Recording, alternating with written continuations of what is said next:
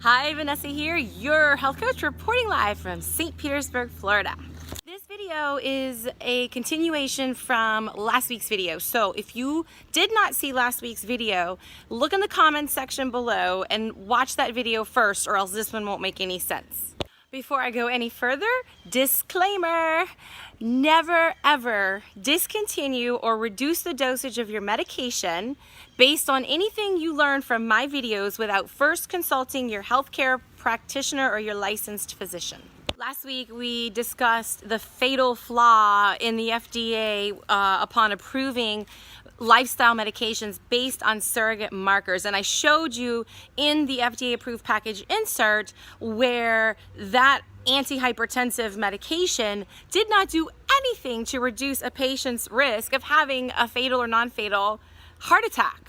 What I am going to show you this week from that very same package insert is not only did it have no effect in reducing a patient's risk of having a major fatal or non-fatal cardiovascular event, but the drug actually causes harm. Here we are back in the FDA approved package insert under warnings and precautions. Changes in renal function, including acute renal failure, can be caused by drugs that inhibit the renin-angiotensin system and by diuretics. People who have chronic kidney disease may be at particular risk of developing acute renal failure on this particular drug. Want to hear something rather disturbing? Patients are actually put on this medication to not only reduce their blood pressure, but to also slow the progression to renal failure. I recently had a client who has been taking this medication since 2005. 2005. It is 2018. Her kidneys are barely functioning. And she's been on this medication since 2005. And she was put on it by a physician from a very prestigious institution. So here's one of my big issues. This drug has been evaluated for safety. Looks like a great big number, right? But 400 treated for over 6 months and more than 160 for just over 1 year. Meanwhile, my client has been taking this drug for 13 years, yet their safety data doesn't go any farther past a year. So there are 4 phases of FDA approval for a drug. Phase 1 is when they test the drug on about 20 to 100 people. That's it. And that's healthy people. Phase 2 is when they test the drug on several hundred people that actually have the particular disease the drug is trying to treat. Phase 3, they test anywhere from 300 to 3,000 people that have the disease the drug is claiming to treat. Guess what phase 4 is? You are phase 4. By this time, the drug has been released into the population and they begin post-marketing surveillance. Here's where the real safety study begins. You're the guinea pig. So when you see post-marketing data or post-marketing surveillance in a package insert, now you know what it means.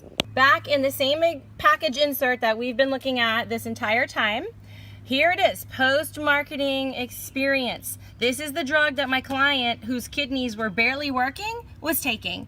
And right here in post-marketing experience, boom, renal. Impaired renal function, renal failure. And no studies have been performed in patients with severe impairment of renal function. So my client, who has been taking this drug for 13 years, her kidneys are barely functioning, and is she getting any benefit from it?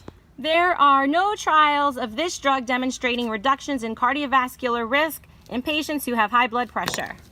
So she's taking this drug that, according to post-marketing surveillance, could be completely destroying her kidneys, and she's not even getting any kind of cardiovascular benefit from it.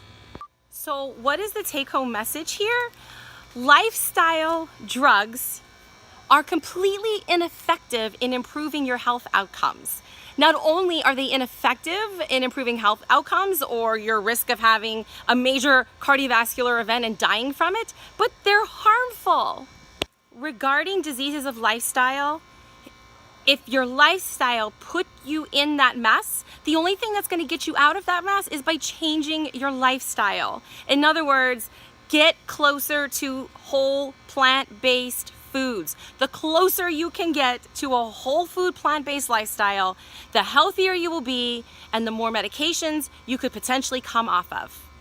If you feel like you need more help and support and education and an accountability partner to help you transition to this lifestyle so that you could potentially reduce the number of medications you take, then don't wait another second. Click on the link that's either above, below, or next to this video and schedule some time to talk with me. This is what I do. This is what I am passionate about.